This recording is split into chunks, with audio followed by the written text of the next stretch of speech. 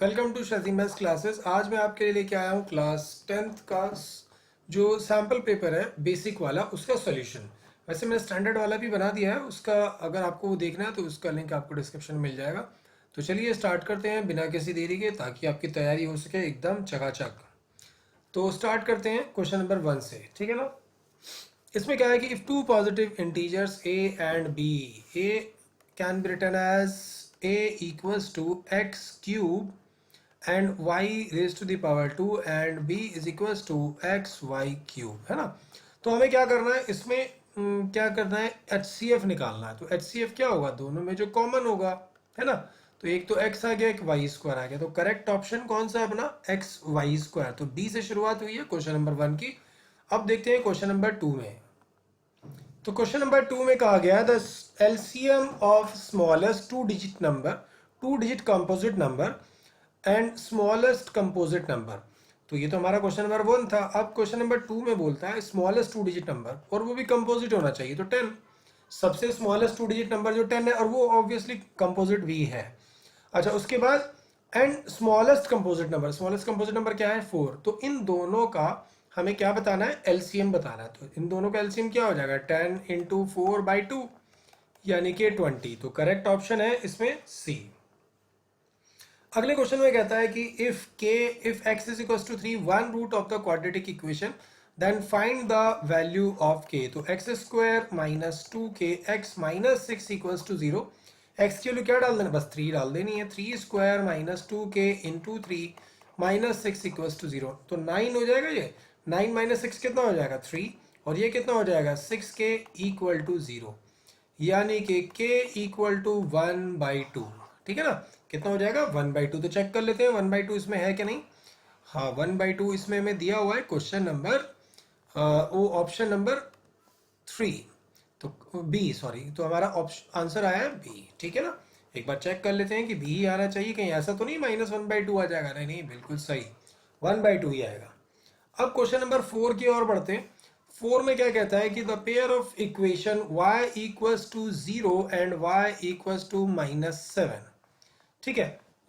1 solution है, 2 solution है, infinity solution है, या नो सॉल्यूशन है। तो y इक्वल्स टू 0 मतलब ये x एक्सिस, और y equals to minus, sorry, x axis हुआ ना, और y इक्वल्स टू -7 मतलब ये वाला लाइन। तो इनका तो कोई भी सॉल्यूशन नहीं होगा। तो ये जो क्या है, नो सॉल्यूशन है, यानी कि ये कभी भी आपस में एक दूसरे को इंटरसेक्ट नहीं कर सकते। अब क्वेश्चन नंबर 5 में चलते हैं। की वैल्यू निकालिए जब उसके इक्वल रूट हो। तो हमें क्या दिया हुआ है, इक्वल रूट। तो इक्वल रूट का मतलब है d equal to b square minus 4ac, और ये लगाएंगे तो डिस्क्रिमिनेंट होता है इक्वल रूट में 0। b कितना है अपने पास, -k, x का कोफिशिएंट, -4 इंटू 2 इंटू के। ओके, तो 0 k स्क्वायर हो जाएगा, और ये हो जाएगा 8k, यानी कि 0 इक्वल्स टू k कॉमन लेंगे तो k माइनस 8, और k इक्वल्स टू एक 0 आ जाएगा, और k इक्वल्स टू एक 8। तो 0 and 8, correct option is D. अच्छा, आगे देखते हैं। आगे कहता है the distance of the point 3,5 from x axis. तो x एक्सिस से अगर डिस्टेंस निकालना होता है तो हम क्या करते हैं, then x axis the distance of the point 3 and 5, जो 3 और 5 का जो डिस्टेंस है x एक्सिस से k यूनिट है। देन k का वैल्यू क्या होगा, तो याद रखेंगे जब भी हमें किसी पॉइंट का x एक्सिस से डिस्टेंस निकालना है तो मतलब वो y होगा, y जो होगा हमारा। और अगर y से डिस्टेंस निकालना है तो मतलब वो x होगा। क्यों भाई, देख लेते हैं एक बार, ही दिखा देता हूं मैं। 1 2 3, 1 2 3 4 एंड 5। तो पॉइंट जो है हमारा 3 5 यहाँ है। अब x एक्सिस से डिस्टेंस मतलब 1 2 3 4 5, तो 5 ही तो हुआ। तो इसीलिए अगर x एक्सिस से डिस्टेंस पूछा है तो ये बोल देना, y एक्सिस से डिस्टेंस पूछा हो तो वो बोलना, लेकिन फिलहाल तो x से पूछा है ना, तो ये हो गया अपना। क्वेश्चन नंबर 7 देखते हैं। इसमें बोला है कि एक एबीसी ट्राइंगल है, और एक मैं जरा पेज खाली कर लेता हूं जब तक। हाँ, तो क्वेश्चन नंबर 7 में कहता है कि A B upon Q R, B C upon C A, B C upon P R, और C A upon P Q. तो हमें हमें इसमें देखा कि side side side similarity criteria दिया हुआ है, तो इसके हिसाब से हमें पता लगाना होगा कि कौन सा है। तो देखिए, ए बी के नीचे क्या आ रहा है, क्यू आर। तो ए बी के नीचे क्या आ रहा है हमारा, क्यू आर। तो अगर हम देखें तो ए बी और क्यू आर कहीं सी में आ रहा है, तो पहले वाले में ही आ रहा है, ए बी और क्यू आर, और बी सी के नीचे क्या आ रहा है, पी आर। तो अगर हम बी सी देखें तो इधर क्या आ रहा है, पी आर ये आ रहा है। और अगर हम सी ए देखें तो सी ए के नीचे क्या आ रहा है, पी क्यू। अरे वाह, ये इसका मतलब इसका आंसर तो पहला वाला ही है। हमने जो मतलब साइड्स दी हुई हैं उसी के हिसाब से हम इसको कर सकते हैं। तो चलिए अब हम नेक्स्ट पेज ले लेते हैं। नेक्स्ट पेज में हमारे पास है क्वेश्चन, मैं थोड़ा इसको बड़ा कर देता हूँ। तो क्वेश्चन नंबर 8 में कहा गया है which of the following not a similarity criteria of a triangle, मतलब कौन से इसमें सिमिलैरिटी नहीं है। एंगल एंगल भी होती है, एस एस भी होती है, ए एस ये नहीं होती क्योंकि ये तो कॉन्ग्रुएंसी है। अब इस वाले में क्या कहता है क्वेश्चन नंबर 9 में, T P and T Q are the two tangents to a circle with centre O. Angle P O Q जो है 110 है, तो एंगल पी टी क्यू निकालना है। भाई आमने सामने के सप्लीमेंट्री होते हैं ना, क्योंकि ये तो 90 है, तो ये भी जब सप्लीमेंट्री होगा तो ये भी सप्लीमेंट्री होंगे आमने सामने के। तो टी की वैल्यू कितनी आ गई, 70, यानी कि 180 होना चाहिए था दोनों का सम। अब कॉस ए का वैल्यू दिया हुआ है 4/5, कॉस ए कितना दिया हुआ है 4/5। तो अभी हम सब्जेक्टिव तो कर नहीं रहे, ऑब्जेक्टिव कर लेते हैं। तो इसे बेस मान लेते हैं, इसे परपेंडिकुलर, ओ सॉरी हाइपोटेन्यूज, तो परपेंडिकुलर जो है वो 3 आ जाएगा। तो यानी कि tan ए का वैल्यू क्या होगा, परपेंडिकुलर अपॉन बेस, परपेंडिकुलर 3/4, तो 3/4 इज करेक्ट आंसर। ओके, अब ऐसी the height of the tower is equal to the shadow length of shadow the angle of elevation. भाई जितनी हाइट है उतना ही उसका शेडो है, तो इसका मतलब ये आइसोसेलेस राइट ट्रायंगल बन गया। तो यानी कि ये वाला एंगल कितना डिग्री हुआ, 45, क्योंकि जब ये 90 है तो इन दोनों का सम 90 है और ये दोनों इक्वल है, यानी कि 45 डिग्री हुआ। अच्छा 1 माइनस कॉस स्क्वायर है, ये तो एक डायरेक्ट आइडेंटिटी है ना, तो ये तो अपना हो जाएगा साइन स्क्वायर है। The radius of a circle same as the side of a square, तो मतलब रेडियस जो है सर्कल का वो साइड स्क्वायर के बराबर है, तो उनके पेरीमीटर का रेशो तो चलिए निकाल लेते हैं। तो रेडियस पेरीमीटर है तो क्या हो जाएगा 2πr, और वो क्या हो जाएगा हमारा पेरीमीटर का क्या होता है 4/पाई, मतलब 4 इंटू साइड। तो उसने बोला है कि रेडियस जो है वो साइड के स्क्वायर के बराबर है, तो रेडियस ही तो हो जाएगी उसकी साइड, यानी कि साइड जो है आर ही मानी जाएगी। तो आर आर कट गए, 2 से कट गया π/2, यानी कि π/2। तो करेक्ट ऑप्शन जो है अपना सी हो गया। The area of a circle, oh the area of a circle दिया हुआ 154, रेडियस फाइंड आउट। ये तो 9th क्लास का क्वेश्चन है, शायद 8th में भी किया होगा, 8th का मुझे एग्जैक्टली याद नहीं है, लेकिन 9th में तो ऐसे किए ही गए थे कि एरिया दिया हुआ है, यानी कि एरिया दिया हुआ है 154, और एरिया होता क्या है πr², तो πr² is 154, pi is 22/7, 154, r square निकालना है, तो r is equal to 154 into 7/22, 22 से 7 टाइम्स कट जाएगा, यानी कि आर की वैल्यू आ गई 7। तो करेक्ट आंसर जो है वो ए है। When a dice thrown, question number 15 पे चलते हैं। When a dice thrown once, एक डाइस को एक बार फेंका गया, the probability of getting even number less than 4, तो एक डाइस में नंबर क्या होते हैं 1 2 3 4 5 6। अब 4 से छोटे इवन नंबर तो वेला ये 2 ही हुआ ना, तो 2 की प्रोबेबिलिटी क्या होगी, 2 एक ही होता है, यानी कि 1/6। ठीक है ना। अब ये कहता है the for the following distribution 0 to 5, 5 to 10, ये सब दिया हुआ है। The lower limit of model class, तो मॉडल क्लास कैसे निकालते हैं, सबसे बड़ी फ्रीक्वेंसी क्या है इसमें f1, तो यही मॉडल क्लास होगा ये वाला। तो इसकी जो लोअर पूछी है ना लोअर लिमिट, तो लोअर लिमिट क्या है 15, यानी कि करेक्ट ऑप्शन इसका क्या हो गया ए। चलिए नेक्स्ट क्वेश्चन देखते हैं। तो नेक्स्ट क्वेश्चन में क्या है अपना, कि नेक्स्ट क्वेश्चन में कहता है, इसको ऊपर कर लेते हैं थोड़ा सा, हाँ question number 17, a rectangular sheet है, क्या है एक रेक्टेंगुलर शीट है, रेक्टेंगुलर शीट में क्या ही हो गया है, जिसकी 40 है, मतलब ऐसा है, ये 40 है और ये है 22 सेंटीमीटर, ठीक है ना। अच्छा रोल्ड, ठीक है, इसको रोल्ड किया गया and form a hollow cylinder of height 40 centimetre, मतलब उसकी हाइट जो है 40 सेंटीमीटर, मतलब ये वाला रोल हुआ है ऐसे, ठीक है ना। तो हो गया the radius of a cylinder, यानी कि ये जो 22 है ना, ये इसकी सरकमफेरेंस बन जाएगा, यानी कि c इज इक्वल टू 22, यानी कि 2πr इज इक्वल टू 22, यानी कि 2 into 22/7 into r is equal to 22। तो r इज इक्वल टू कितना हो जाना है 22 इंटू, ये 7 डिवाइड में है ना, तो कहाँ जाएगा मल्टीप्लाई में, और 2 इंटू 22, यानी कि r is equal to 7/2, that is 3.5। तो करेक्ट ऑप्शन इज ए। अब ये क्या कहता है, consider the following frequency distribution में कुछ दिया हुआ है 0 to 6, 6 to 12, 12 to 18। देखते हैं इसमें क्या ही करना है। अगले पेज पे है वो, इसमें मीडियन क्लास पता लगाना। तो चलिए मीडियन क्लास पता लगाते हैं इसका। तो मतलब हम क्या करते हैं, इसमें कम्युलेटिव फ्रीक्वेंसी बना लेते हैं। तो 12 12 10 22 22 15 कितना होता है 37, 37 प्लस 8 कितना हो जाएगा, ये कुछ नहीं है वो पेज नंबर है। 37 प्लस 8 कितना हो जाएगा 45, 45 प्लस 11 कितना हो जाएगा 45 प्लस 11 हो जाता है कितना, यानी कि 56, 56 का आधा कितना होता है 28। तो ये है मॉडल क्लास, यानी कि 12 से 18। देखते हैं ऑप्शन है कि नहीं ऐसा। तो 12 से 18, तो ये है हमारा मीडियन क्लास, ठीक है ना, क्योंकि हम इसका हाफ चेक करते हैं ना कहाँ पर आ रहा है, ठीक है। तो चलिए अगला क्वेश्चन है असर्शन और रीजन का, काफी इंपॉर्टेंट होते हैं, थोड़ी सी कंफ्यूजन क्रिएट हो जाती है इसमें कभी कभी। इसमें बोला the point 04 lies on y axis, बिल्कुल ठीक बात है भाई, 0 अगर उसमें है तो वाई एक्सेस पर ही होगा।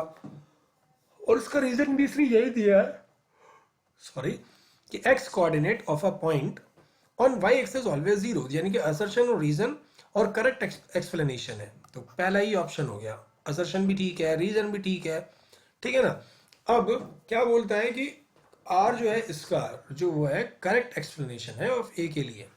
तो ये हो चुका है। अब क्वेश्चन नंबर 20 की ओर बढ़ जाते हैं। बिल्कुल, the HCF of two number is 5, ये हमारा HCF है और उन दोनों का प्रोडक्ट है ये, और LCM कितना है उसमें 20, ठीक है। एक बार चेक कर लेते हैं कि HCF ऐसे ही आता है कि नहीं।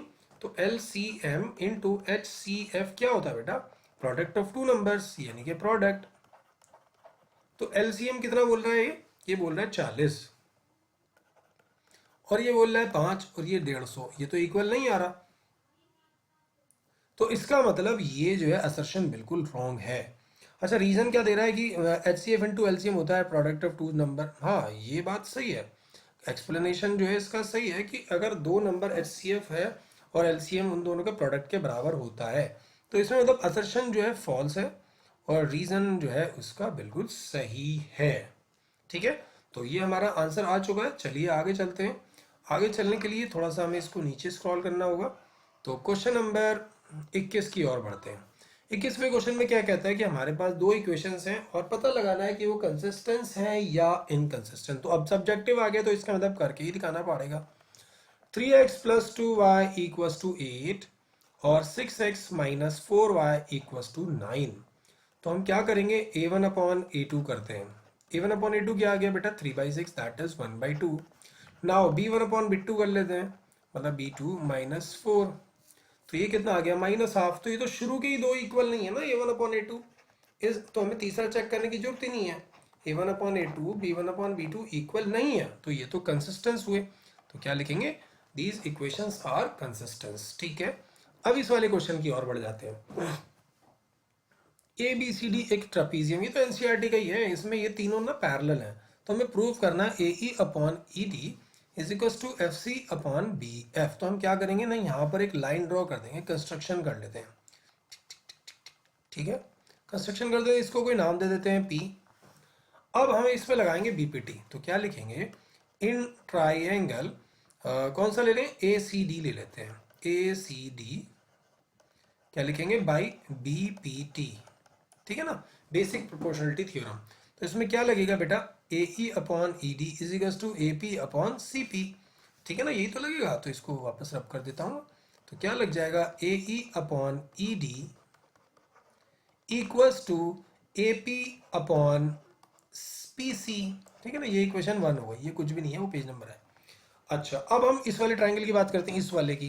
तो in triangle A B C triangle दिख गया ना बेटा आपको। तो इसमें क्या होगा, A P upon P C is equals to B F B, A P upon P C is equals to B F upon F C, ठीक है ना। ये हमारी सेकंड इक्वेशन हो गई। अब वही things are equal to the same thing equal to one another, मतलब ये भी ए पी पी सी के इक्वल है, ये भी ए पी पी सी है। जब दोनों की एक साइड इक्वल है तो दूसरी साइड भी इक्वल हो जाएगी। तो क्या लिख देंगे, from 1 and 2 AE upon ED is equals to BF upon FC, hence proved। तो चलिए नेक्स्ट क्वेश्चन की ओर बढ़ते हैं। क्वेश्चन नंबर 23, मैं इसको थोड़ा साइड में कर देता हूं। हमारा इसका एक और वाला क्वेश्चन भी है, क्वेश्चन नंबर 22 का ही, कि हमें ये दिया हुआ है ना। तो ए बी सी हमें निकालना है, तो चेक कर लेते हैं। ए डी हमें दिया हुआ है 6, डी बी ए बी दिया हुआ है 6। तो एक बार a d upon d b करके देखते हैं कितना आता है हमारा। 6/9 यानी कि 3 2 ज़ा और 3 3 ज़ा। और अब एक बार करते हैं ए ई अपॉन ई सी कर लेते हैं। तो ये है 8/12 यानी कि 2/3। अरे ये तो इसका मतलब पैरेलल हुआ। Therefore by converse of BPT लिख लेना, therefore by converse of BPT इसका मतलब b c is parallel to d e. और by corresponding angles of parallel line, by corresponding angles of parallel line, तो एंगल ए बी सी भी ये 48 है तो ये भी 48, तो angle a B c also 48। Clear है ना। अच्छा, अगले क्वेश्चन में कहता है the length of a tangent from a point A which is 5 centimetre from the centre. मतलब एक सर्कल है, सर्कल के सेंटर से 5 सेंटीमीटर दूर है ना। जैसे इसको नाम दे देते हैं ओ, इसको नाम दे देते हैं P. The length of tangent is 4 centimetre. तो लेंथ ऑफ टेंजेंट कितनी है, ये 4 है। इसको क्यू दे देते हैं। तो find the radius of a circle. मुझे नहीं लगता है मुझे कराना चाहिए, हमें पता है by using Pythagoras theorem O Q square, वहाँ पे सब लिख देना, मैं तो अब ऐसे ही लिख रहा हूँ ना, plus 4 square equal to 5 square. तो o q is equal to 3। मैंने थोड़ा शॉर्ट में कर दिया, आप ऐसा शॉर्ट मत करना, नंबर भी शॉर्ट हो जाएंगे, ठीक है ना। तो चलिए आगे देखते हैं, आगे हमारे क्वेश्चन में क्या कह रहा है। हाँ, तो अगले क्वेश्चन में क्वेश्चन नंबर हम पढ़ेंगे 24। शायद मुझे ऐसा लगता है ये भी एनसीईआरटी का, ये बिल्कुल सेम टू सेम क्वेश्चन बोलता है कि 24 में sine square 60 plus 2 tan square 45 minus cos square 30। Sine 60 की वैल्यू कितनी होती है, √3/2 का स्क्वायर कर लेंगे, प्लस 2 इंटू टैन 45 की वैल्यू 1 स्क्वायर कर लेंगे। Cos 30 is also √3/2। I hope मतलब आप समझ गए होंगे यहाँ तक। तो ये और ये तो काट ही जाना है, सेम है, प्लस माइनस। तो फाइनल आंसर क्या आ गया बेटा, 2। तो करेक्ट ऑप्शन इज 2। मतलब इसमें तो ऑप्शन नहीं है, सब्जेक्टिव है। अब आगे देखते हैं, find the diameter of a circle whose area is equal to the sum of area of 2 circles 40 and 9। तो मतलब क्या बोल रहा है कि 2 सर्कल है, तो एक का रेडियस है 40 सेंटीमीटर, एक के 9। तो उस सर्कल का डायमीटर निकालो जिसका एरिया इन दोनों के इक्वल हो। ठीक है, तो चलिए स्टार्ट करते हैं। तो क्वेश्चन नंबर 25 में कहा गया है कि एक बड़ा सर्कल है, एक छोटा सर्कल है, इसका रेडियस 40 है, इसका रेडियस 9 है, और एक बड़ा सर्कल है, इसका एरिया इन दोनों एरिया के बराबर है। मतलब according to question A is equal to A1 plus A2। तो हम यहाँ लिख लेते हैं R1 is 40 centimetre and R2 is 9 centimetre. Unit जरूर लगाना, मेरे पास थोड़ी जगह कम है तो इसलिए मैं नहीं लगा रहा हूँ। और वैसे भी मैं पेपर थोड़ी दे रहा हूँ, पेपर तो आप लोग दोगे, मेरा तो जो होना था हो गया 2000 में, 2001 में। अब आपकी बारी है, ठीक है ना। तो इसलिए आप ऐसा कोई गलती मत करना कि जिससे आपके क्वेश्चन सही होने पर भी मार्क्स कट जाए, ठीक है। चलो तो फिर स्टार्ट करते हैं। ए मतलब पाई कैपिटल R स्क्वायर, ये बड़े वाले का R है ना। A1 यानी कि पाई R1 स्क्वायर, और ये हो जाएगा पाई R2 स्क्वायर। पाई कॉमन ले लेते हैं from left side, from right side, तो remaining is R1 square plus R2 square. Pi से पाई ना कट जाना है, क्योंकि इधर मल्टीप्लाई वाला किधर आएगा, डिवाइड में, तो वो कट ही जाना है। तो R square is equal to 40 square and इधर हो गया 9 स्क्वायर। तो R is equal to under root of 1600 plus 81, तो 1681। अब हमें इसका रूट निकाल लेंगे जो कि होता है 41। क्लियर है ना। इसका एक और वाला भी है, वो देखते हैं भी। वो कहता है a chord of a circle of radius 10 cm subtended right angle at the center, find the area of minor segment।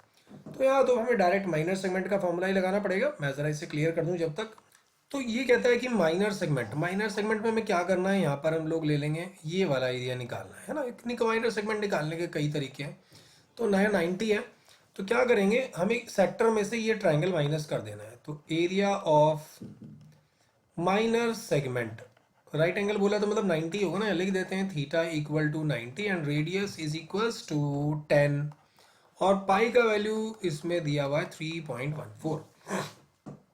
तो पहले हम क्या करेंगे, theta upon 360 pi R square minus area of triangle. तो थीटा की वैल्यू कितनी है 90 अपॉन 360, पाई का वैल्यू है 3.14 इंटू 10 इंटू 10 बोले तो 100, और half into base into height. Base और हाइट इत्तेफाक से 10 10 ही है। तो ये तो कट गया, 1/4 आ गया, ये 2 हो गया, ये हो गया 1.57। 1.57 को जैसे ही हमने 100 से मल्टीप्लाई किया फिर 157/2, और ये हो गया 100/2। दोनों का एलसीएम 2 है, तो 157 से 100 माइनस करेंगे तो बचेगा 57/2। बोले तो 2 2 ज़ा 4, 2 8 ज़ा 16.5 सेंटीमीटर स्क्वायर। ठीक है, तो ये हमारा एरिया आ चुका है। अब चलिए नेक्स्ट क्वेश्चन को देखते हैं। नेक्स्ट क्वेश्चन में कहता है कि √3 एज एन इरेशनल नंबर। मुझे नहीं लगता कि मुझे ये कराना पड़ेगा। मुझे लगता है कि अब तक 10th क्लास में कोई ऐसा सिंगल बच्चा नहीं होगा जिसे नहीं पता होगा ये कैसे करना है। तो इसलिए अब मुझे भी यही लगेगा कि सबको पता है, तो भाई छोड़ो फिर। और ये तो बुक का ही क्वेश्चन है, एकदम खुद करेंगे उसे। ठीक है ना, तो चलिए आगे चलते हैं, इसको रब कर देते हैं। तो क्वेश्चन नंबर हम अब आ गए हैं 27 पे। Find the zeros of the quadratic polynomial and verify the relationship. ठीक है, तो क्वेश्चन नंबर 27 की ओर बढ़ चुके हैं हम। तो 4s² माइनस 4s+1। मेरी थोड़ी राइटिंग खराब है, वो s लिखा हुआ है, 8 नहीं है ना। तो by using middle term splitting हम यहाँ पर क्या ले लेंगे, 2s minus 2s+1। 2s taking common. हम यहाँ सीख नहीं रहे हैं, ये मत सोचेगा कि यार ये कैसे कर दिया। अगर आपको सीखनी है मिडिल टर्म स्प्लिटिंग तो आप मेरी दूसरी वीडियो में जाके देख सकते हैं। हम यहाँ पर पेपर सॉल्व कर रहे हैं, ठीक है ना। तो ये क्या हो जाएगा, 2s-1 and another one is also 2s-1 equals to 0, यानी कि s is equals to half and s is equals to half. तो एक बार इनका सम कर लेते हैं। सम क्या आएगा, हाफ प्लस हाफ यानी कि 1। एक बार इनका प्रोडक्ट भी कर लेते हैं, मतलब क्या, हाफ इंटू हाफ बोले तो 1/4। अब इसने बोला कि वेरीफाई करो, तो सम का फॉर्मूला क्या था बेटा, -b/a। तो माइनस के बाद क्या है, b। What is b, check कर लेते हैं एक बारी। तो माइनस के बाद है b का वैल्यू ऑलरेडी -4 है और अपॉन में 4 है यानी कि 1। ओहो, वेरीफाई हो गया ये तो। चलो अब देखते हैं प्रोडक्ट को भी वेरीफाई कर लेते हैं। प्रोडक्ट है हमारे पास c/a। What is c, c is 1/4। ओहो, ये भी वेरीफाई हो गया। तो चलिए नेक्स्ट क्वेश्चन की ओर बढ़ते हैं, जब तक हम इसको रब कर देते हैं। नेक्स्ट क्वेश्चन में क्या कह रहा है, नेक्स्ट क्वेश्चन में आप लोग पढ़ ही रहे होंगे कि the coach of a cricket team buys 4 bat and 1 ball for ₹2050। Okay, तो अब हमें ये पता लगाना है, और हाँ नहीं लाई है, वही शी लिखा हुआ है। She buys 3 bat and 2 ball ₹1600। तो let cost of a bat is equal to x. तो let cost of a bat ₹x and cost of a ball ₹y। Okay, तो बैट कितने लाया, 4। बॉल कितनी लाया, 1, यानी कि 4x + y कितने में ले आया, 2050। Okay, first equation. उसके बाद लाई, ओ सॉरी लाई है वो, शी है वो। तो 3 बैट एंड 2 बॉल्स यानी कि 3x, कैसा बन गया ये, क्या लिखेंगे, 3x और 2 बॉल यानी कि 2y ₹1600। Find the cost of each, मतलब बैट एंड बॉल। तो क्या करेंगे, इसको फर्स्ट इक्वेशन को 2 से मल्टीप्लाई कर लेते हैं ताकि वो हमारा y इक्वल हो जाए बाय एलिमिनेशन मेथड। तो ये हो जाए, यहाँ पर लिख देना फर्स्ट इक्वेशन मल्टीप्लाइड, जिससे भी मल्टीप्लाई कर रहे हैं वो आपको लिखना जरूरी होता है। तो फर्स्ट इक्वेशन मल्टीप्लाई बाई 2 यानी कि ये हो जाएगा 8x, 8 ही लिख देते हैं डायरेक्ट, और ये हो जाएगा 2y, और ये कितना हो जाएगा, 2000 का डबल कितना होता है, 4000, 4100 है ना। और नीचे क्या है, 3x + 2y is equal to 1600। ठीक है, सब्ट्रैक्ट कर देते हैं, माइनस माइनस माइनस, ये तो अब नहीं होगा। ये बचा अपने पास 5x, ये 2 0 की तो सेम टू सेम है। 11 में से 6 चल गया तो 5, और 3 में से 1 चला गया तो 2, यानी कि x की वैल्यू आ गई 500, यानी कि बैट कितने का हुआ, 500 का।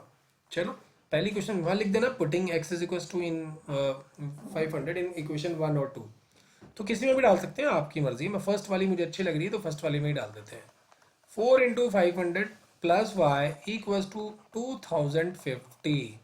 y इक्वल्स टू 2050 माइनस 2000, क्योंकि वो 4 को जब 500 से करेंगे ना तो यही आ जाएगा। तो y इज इक्वल्स टू 50, यानी कि बॉल कितने की आ गई, 50 रुपए की। ठीक है ना, तो चलिए इसको रब कर देते हैं फिर, ताकि हम अगला क्वेश्चन कर सकें। चलिए देखते हैं। मैं इसी के और वाले में कहता है, lending library has fix charge for first 3 days and additional charge for each thereafter. मतलब शुरू के 3 दिन के लिए तो एनसीईआरटी का सेम टू सेम क्वेश्चन है।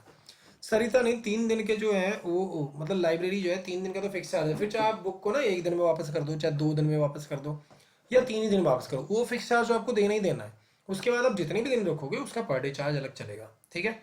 तो let fix charge is equal to x ले लेते हैं। Let fix charge equals to rupees x and per day charge after 3 days, per day कितना हो जाएगा ₹y। तो सरिता ने ना पे किया 27 रुपए, कितने दिन के लिए? 7 दिन के लिए। अब देखो 7 दिन का हमें निकालना है, तो 7 दिन के क्या करेंगे हम? 2 पार्ट करेंगे, एक करेंगे 3 दिन, क्योंकि 3 दिन का तो फिक्स है, और बाकी के आगे 4 दिन। तो ये हो गया 3 दिन का, और बाकी के आगे कितने दिन बचते हैं? 7 में से 3, ये तो 3 दिन का हो गया, 4 दिन बचे, यानी कि 4y मिला के 27। और सूजी ने 5 दिन के 21 रुपए दिए, तो 5 दिन के भी 2 पार्ट करेंगे, 3 दिन अलग 2 दिन अलग, 3 दिन का x 2 दिन का 2y मिला के 21। अब इसमें बोलना है कि फिक्स चार्ज और पर डे चार्ज का निकालना है, तो बस सब्ट्रैक्ट कर देंगे, वही सीन शॉट जो पहले किया था। ये 2y हो जाएगा, ये 6 हो जाएगा, y की वैल्यू आ गई 3। अब क्या करना, y की वैल्यू को फर्स्ट इक्वेशन में डाल के x के लिए निकाल लेना, ठीक है ना। तो कर देते हैं, यानी कि x प्लस 2 × 3, सेकंड में डाल रहा हूँ, सेकंड सही लग रही है, छोटी वाली में डालना। तो 21 माइनस 6 कितना आ गया बेटा? 21 में 6 इज 15, यानी कि ₹15 for fix, ₹15 is fix for first 3 days and ₹3 per day charge after 3 days। Okay, तो चलिए जब तक मैं इसको रब कर देता हूँ। चलो जी, अगला क्वेश्चन भी बिल्कुल एनसीईआरटी का सेम टू सेम है हमारा, वो है सर्कल चैप्टर से। कि उसमें तो डायग्राम दिया हुआ था, इसमें डायग्राम नहीं दिया हुआ। इसने बोला कि अगर कोई एक क्वाड्रिलेटरल सर्कमस्क्राइब करता है सर्कल को अपने अंदर, तो हमें क्या दिखाना है? ए बी, ये है ना मिला हुआ है, मेरे से सही से बना नहीं है, और ये आर और ये डी और ये एस है ना। अब हमें क्या करना है? A B plus C D is equal to A D plus B C. तो चलिए स्टार्ट कर देते हैं। तो टू प्रूव लिख लेते हैं पहले। To prove A B plus C D is equal to A D plus B C, है ना। अब यूजिंग, हम लिख देते हैं यूजिंग टेंजेंट्स फ्रॉम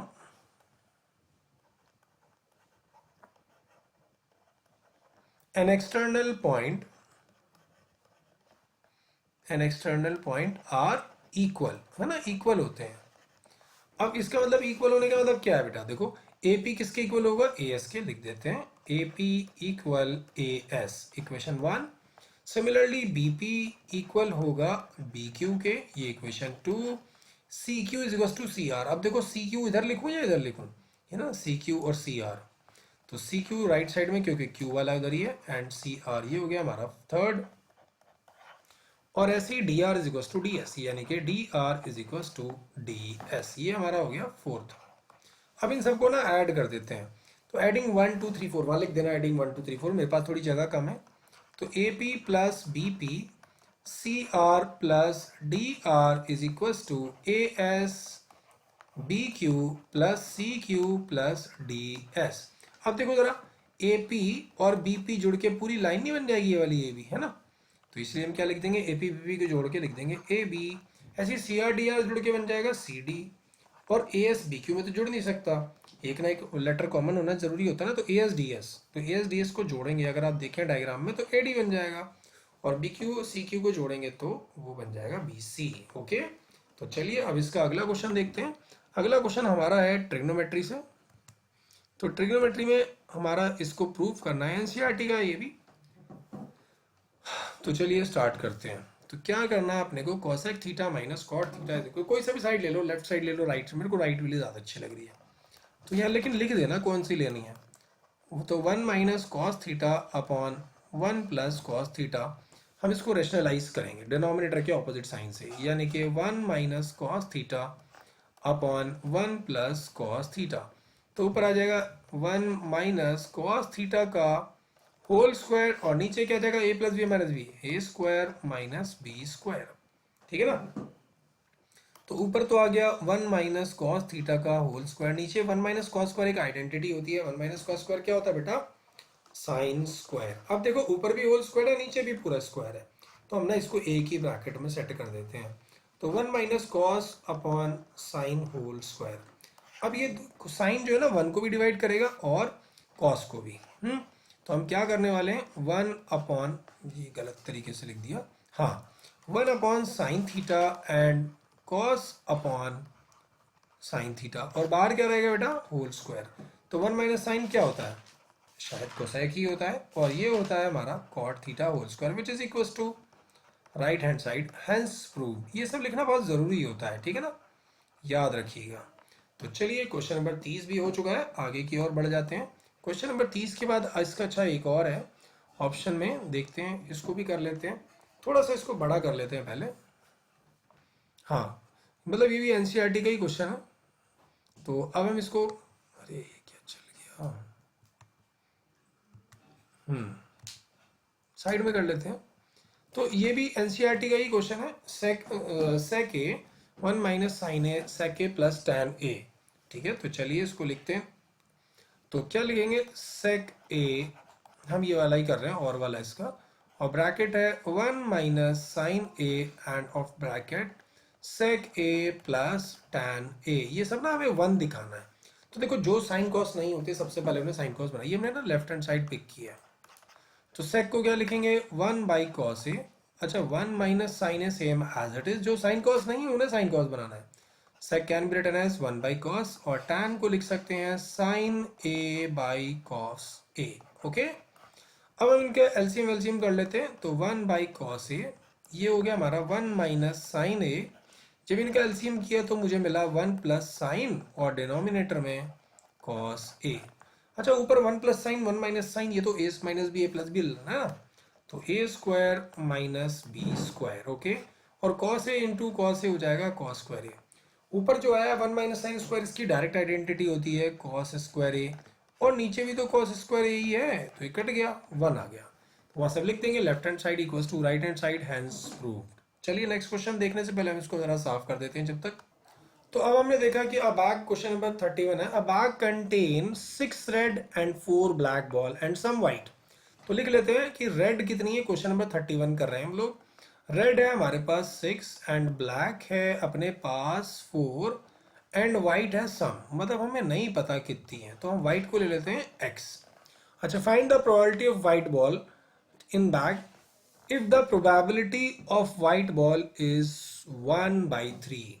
तो प्रोबेबिलिटी ऑफ, अगर हम वाइट निकालें, अभी हम यहाँ क्या लिख लेते हैं पहले, total, because probability always total में से ही होती है। तो x plus 6 plus 4 is x plus 10। अपने को बोलता है कि ये अपने को गिवन है प्रोबेबिलिटी ऑफ वाइट इज 1/3। तो अब हमें वाइट बॉल पता लगानी, तो एक इसने दिया हुआ, एक अपन लोग निकाल लेते हैं। प्रोबेबिलिटी ऑफ वाइट क्या होगा बेटा, वाइट अपॉन टोटल, क्योंकि फॉर्मूला हमारा जरूर लिखना, मैं फॉर्मूला नहीं लिख रहा हूँ, number of favourable chances upon total possible chances. Probability white आएगा x अपॉन x प्लस 10। तो ये हमने निकाला है और ये गिवन है, दोनों को इक्वेट कर देते हैं। तो x upon x plus 10 is equals to 1/3 using cross multiply 3x is equals to x plus 10, यानी कि 3x minus x is equals to 10, यानी कि x is equals to 5, क्योंकि 2x बचेगा ना, 2 से काट देना। अच्छा, सेकंड पार्ट में क्या कहता है, how many red ball should be removed, कितनी रेड बॉल उसमें से रिमूव की जाए from the bag, the probability of drawing white ball is 1/2, है ना।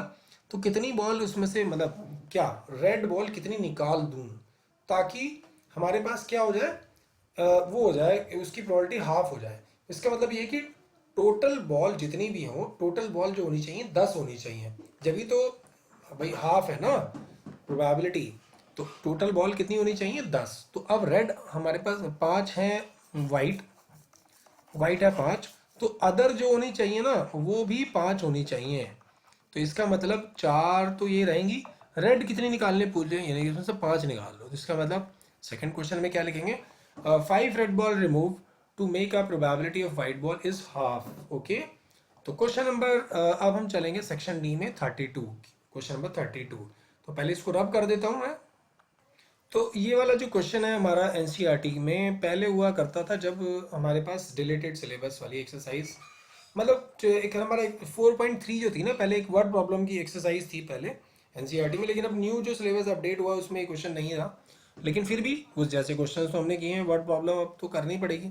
अ train travel 360 kilometre with a uniform speed, एक ट्रेन जो है 360 किलोमीटर पर आवर की स्पीड से एक डिस्टेंस ट्रेवल करती है। If speed had been 5 kilometre per hour more, अगर स्पीड बढ़ा दें तो it would taken 1 hour less for the same journey, तो उसे 1 घंटा कम लगा। ऑब्वियसली जब स्पीड बढ़ जाती है तो जर्नी में हमारे को टाइम कम लगता है। तो अभी क्वेश्चन नंबर 32। अच्छा, डिस्टेंस कितना दिया है अपने को? डिस्टेंस दिया हुआ है 360 किलोमीटर्स। तो लेट कर लेते हैं, let uniform speed equal to x kilometre per hour. तो टाइम, इसका मतलब टाइम यूनिफॉर्म का कितना हो जाएगा? डिस्टेंस अपॉन स्पीड, ये तो होता है। अच्छा, अगर उसने बोला स्पीड बढ़ा दें, मतलब फास्ट स्पीड कितने कर दें? नाउ फास्ट स्पीड जो है अपनी 5 और बढ़ा दें, मतलब अभी x चलती थी ना, तो x+5, मतलब जैसे 100 चलती तो 105 कर दें। तो अब टाइम ऑफ फास्ट क्या हो जाएगा? डिस्टेंस तो उतना ही रहेगा, रबड़ थोड़ी बड़ी हो जाएगी, रेल की पटरी सड़क की रबर की थोड़ी होती है, वो तो उतना ही रहेगा डिस्टेंस। तो x+5। अब इस वाले में और इस वाले में 1 घंटे का डिफरेंस है, तो इसको हम अगले पेज पे सॉल्व करेंगे, यहाँ पर थोड़ी जगह कम है। मतलब according to question t of uniform speed minus t of fast speed equal to 1 hour, यानी कि 360 upon x minus 360 upon x+5 is equal to 1। तो यहाँ पर एलसीएम कर लेते हैं, 360 कॉमन ले लेते हैं, अंदर बचेगा 1 upon x minus 1 upon x+5 equals to 1। तो 360 ऐसे ही रहेगा, एलसीएम करने पर क्या, x+5 माइनस एक्स और नीचे आ जाएगा x² + 5x is equals to 1। ये x और x कट जाएंगे तो 360 में 5 कितना हो जाएगा? 1800, और ये क्रॉस मल्टीप्लाई करने पर x² + 5x, तो x² + 5x minus 1800 equals to 0। Middle term splitting कर लेंगे, और अगर मिडिल टर्म स्प्लिटिंग नहीं होती है तो वही क्वाड्रेटिक फॉर्मूला लगा के सॉल्व कर सकते हैं। ठीक है, तो चलिए हम लोग तो मिडिल टर्म स्प्लिटिंग कर सकते हैं। तो x² + 45 और x minus 40x is equals 1800 equals to 0। तो x कॉमन लेंगे तो आ जाएगा x+45 माइनस 40 कॉमन लेंगे तो अंदर आ जाएगा x+45 equals to 0। तो x एक minus 40 equals to 0 and another one is x+45 equals to 0। तो ये तो -45 आया, तो किसी की स्पीड नेगेटिव तो हो नहीं सकती, तो इसका मतलब x इज इक्वल टू आ गया 40, यानी कि usual uniform speed is 40 किलोमीटर/आवर। Unit minute लगा देना अच्छे से, ठीक है ना। तो अब कहता है इसी का एक और पार्ट है, motor boat whose speed it 18 kilometre in still water. ये भी एनसीईआरटी का ही क्वेश्चन है। Water takes 1 hour more to go upstream to then return downstream at the same spot. Find the speed of stream. इसको भी हमें अगले page पे करना पड़ेगा। तो लेट कर लेते हैं, लेट नहीं, पहले तो अभी हमें दिया हुआ ही है कि स्पीड जो है ना बोट की कितनी दी हुई है। स्पीड ऑफ बोट दिया हुआ है 18 किलोमीटर/आवर। स्पीड ऑफ, लेट कर लेते हैं, लेट स्पीड ऑफ स्ट्रीम ले लेते हैं हम लोग क्या, x किलोमीटर/आवर। अप स्ट्रीम में हम जानते हैं माइनस करते हैं, यानी कि 18 माइनस x, और डाउन स्ट्रीम में हम लोग जानते हैं कि प्लस किया जाता है क्योंकि पानी के साथ साथ तैर रहे होते हैं। तो 18 + x है ना। अब हमारे को टाइम निकालना, टाइम ऑफ tu मतलब टाइम ऑफ अप। 24 किलोमीटर गया, 24 किलोमीटर आया, तो मतलब 24 अपॉन 18 माइनस एक्स, ये 24 तो डिस्टेंस हो गया और 18 माइनस एक्स इसकी स्पीड हो गई। टाइम ऑफ डाउन स्ट्रीम निकाल लेते हैं, 24 वापस आया, 18 + x, तो इन दोनों में जो डिफरेंस है ना वो जो है 1 आवर का है, यानी कि 24 अपॉन 18 माइनस एक्स और माइनस 24 अपॉन 18 + x, ठीक है ना, इक्वल्स टू 1। तो एलसीएम करने पर से पहले 24 कॉमन ले लेते हैं, और इधर आ जाएगा x+18 minus 18 plus x, sign change हो जाएगा ना क्योंकि माइनस के बाद आ रहा है, अपॉन में 324 minus x², A plus B minus B equals to 1। अब हमने क्या करना है, 18 तो कट गया यहाँ पे, x कितना हो जाएगा 2x, 24 से मल्टीप्लाई यानी कि 48x, और इधर पहुंच गया 324 minus x² plus 48x minus 324 equals to 0। अब इसके भी मिडिल टर्म स्प्लिटिंग कर लेंगे, आंसर आ जाएगा। तो ये हमने कर लिया है। चलिए अब नेक्स्ट क्वेश्चन की ओर बढ़ते हैं, देखते हैं क्या कहता है वो। हाँ, नेक्स्ट क्वेश्चन में कहता है, पहले हम इसे थोड़ा सा ना ऊपर कर लेते हैं। Prove that if a line drawn, ये तो हमारी बीपीटी है, बीपीटी आप अपने आप कर सकते हैं। अब इसका जो और वाला क्वेश्चन है उसे देखते हैं क्या ही कहता है वो ये कहता है कि पी क्यू आर है, ठीक है, बना लिया हमने पी क्यू आर, चलो जी एकदम बिल्कुल जिंदा बन गया है ये तो, पी क्यू आर।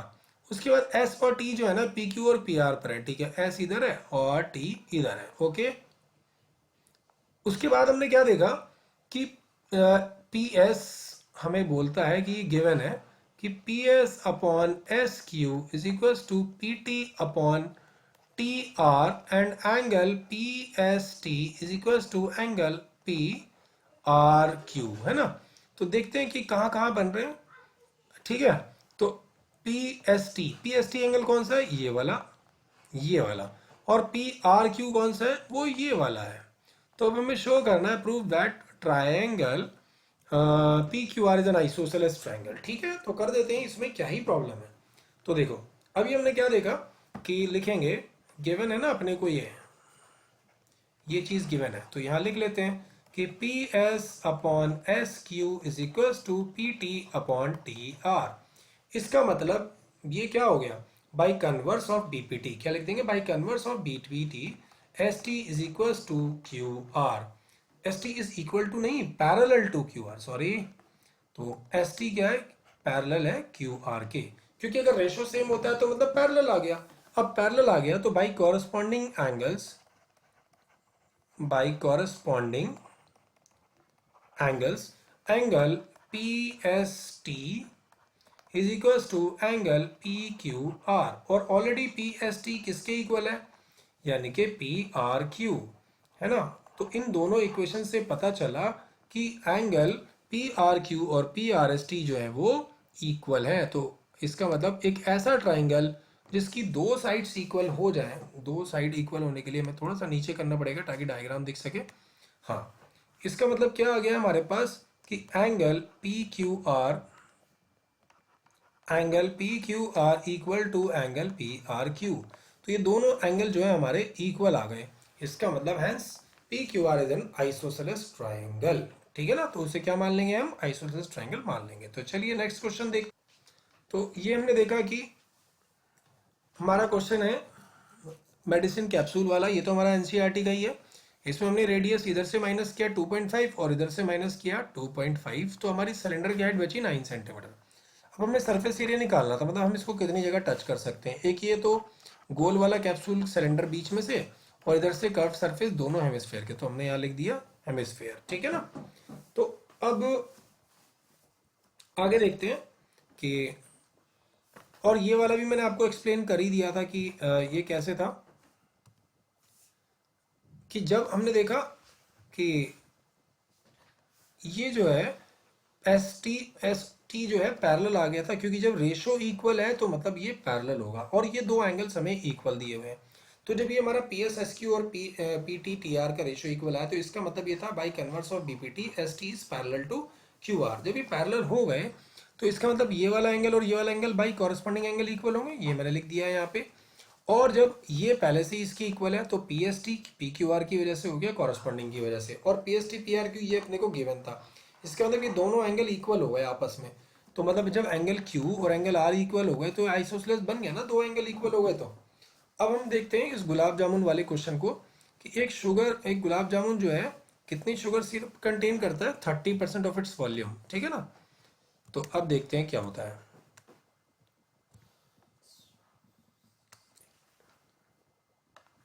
तो अब इस क्वेश्चन में गुलाब जामुन वाला ये भी हमारा एनसीईआरटी का ही क्वेश्चन है कि सिलेंड्रिकल शेप है एक हमारा, बिल्कुल वही जो इसमें ऊपर वाले में दिया है ना, एक ऐसा गुलाब जामुन है, और इसमें 30% इसका मतलब अगर इसको पिचकाएंगे तो इसमें से मतलब वो चाशनी ही तो निकलेगी जो शुगर सिरप होता है। तो इसने बोला कि इसका ना 30% है इसके बराबर, तो 45 गुलाब जामुन में कितना होगा। तो देखिए बेटा, रेडियस तो हो गया अपने पास 1.4, अब इधर से 1.4 इधर से 1.4 माइनस करेंगे ना, तो इसका जो वो आएगा हमारा हाइट जो आ जाएगी वो आ जाएगी 2.2। तो लिखेंगे वॉल्यूम ऑफ शुगर सिरप, क्या लिखेंगे, 30% of volume of 45 gulab jamun, जामुन नहीं लिखूंगा बस इतना ही रहने दो। तो 30/100 ऑफ मतलब मल्टीप्लाई 45 गुलाब जामुन है, यानी कि volume of cylinder, pi r square h and volume of 2 hemisphere, यानी कि 2 इंटू 2/3 पाई आर क्यूब। ये पहले एक 0 से 0 कट गया, 5 से 9 हो जाएगा, 5 से 10, यानी कि 3 into 9 upon 10, pi r square common ले लेते हैं, अंदर क्या बचेगा h प्लस 4r/3। तो हमने क्या देखा, 3 इंटू 9 अपॉन 10, पाई का वैल्यू लगभग 22/7, रेडियस कितना है इसका 1.4 इंटू 1.4, ये 2 आ गया है यहाँ पे 3 से, हम जब 5 से कट किया था तो 5 2 हो गया था और ये 5 9 था, तो यहाँ नीचे ना 2 है बस। तो 1.4, हाइट कितनी है बेटा 2.2, और ये है 4 इंटू 1.4 अपॉन 3। ओके, अब इसका एलसीएम कर लेते हैं। आगे तो आप कैलकुलेट देखो, 7 2 14 से 14 गया 0.1 टाइम्स, तो 3 इंटू 9 यहाँ पे कर रहा हूँ मैं, और 22 को जैसे 0.1 से करेंगे तो 2.2 इंटू 1.4, और इधर आ जाएगा, एलसीएम करेंगे ना इसका, इसके नीचे 1 है तो नीचे तो 3 आना है, और 3 इंटू 2.2 यानी कि 5.6, और 6.6 और 5.6 यानी कि 12.2। 3 से 3 कट गया, यानी कि 9 इंटू 2.2 इंटू 1.4 इंटू 12.2। अगर किसी को पॉइंट से दिक्कत है तो 122 और 14 और 22 और 9 को मल्टीप्लाई कर लेना, और लास्ट में 3 के बाद पॉइंट लगा देना राइट हैंड साइड से काउंट करके। तो चलिए आगे देखते हैं आगे क्या ही होता है। अब हमें इसका ना मीन निकालना है, तो मीन निकालने के लिए हमें x की जरूरत पड़ेगी। तो चलिए पहले x निकाल लेते हैं। क्वेश्चन नंबर हमारा 30, तो यहाँ पे यहीं पे बना देता हूँ मैं x, है ना, ये रहा xi। तो 1500 से 2000 के बीच में क्या आ जाएगा हमारा 1750, है ना।